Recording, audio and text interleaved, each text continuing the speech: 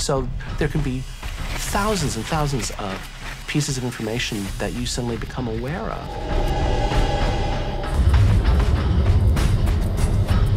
For Lou, that heightened awareness is a door to spiritual enlightenment. It feels like having access to the intelligence of the universe.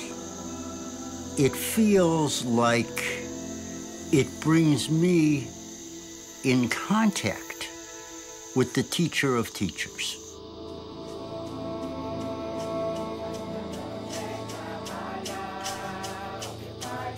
For most Christians, use of a hallucinogenic drug would be considered taboo.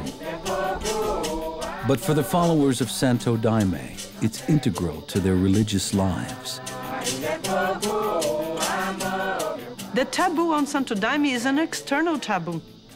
We are astonished, intrigued, fascinated. But for the Santo Daime people that are doing this for generations, this is a part of their life.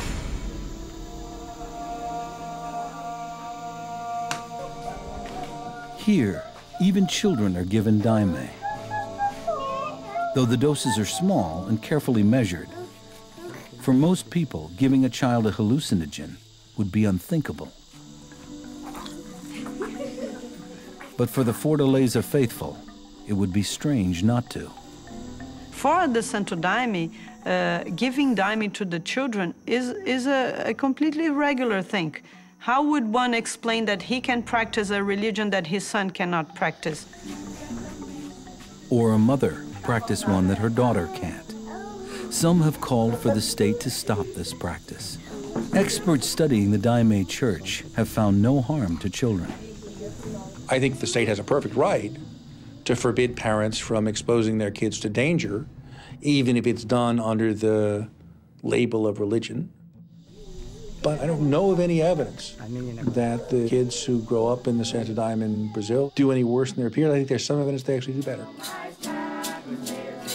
Despite DMT being technically illegal in Brazil, the government allows daimistas to consume it and give it to their children because there's no evidence it causes damage, and because it's the sacrament of a recognized religion. And what the Brazilian government has ruled and decided is that the right to give daime to the children and to the pregnant woman is a right of freedom of religion and a right of bringing your children according to your values. The Church of Santo Daime was founded by Raimundo Ireneu Serra in 1930. He was introduced to ayahuasca by Amazonian shamans.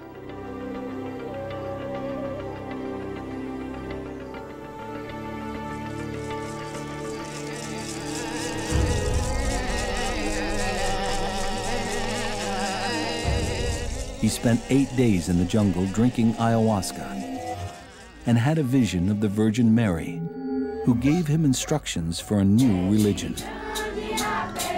Today, Santo Daime, a mixture of Catholicism and shamanism, has spread as far as the United States, Europe, and beyond. Santo Daime has its own religious calendar, and today is one of its most important occasions, the birth of St. John. Some community members prepare the church.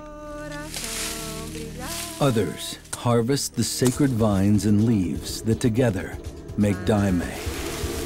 Tonight, they will drink, worship, and hallucinate until dawn.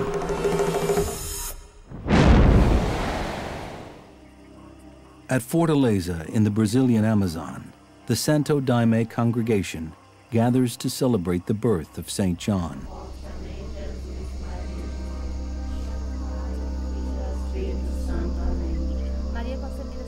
The ceremony is a mixture of Catholic tradition and shamanic ritual. At its heart is the Amazonian hallucinogen ayahuasca, known to the congregation as daime. They believe it's the blood of Christ. For Lou Gold, It heralds the beginning of a spiritual experience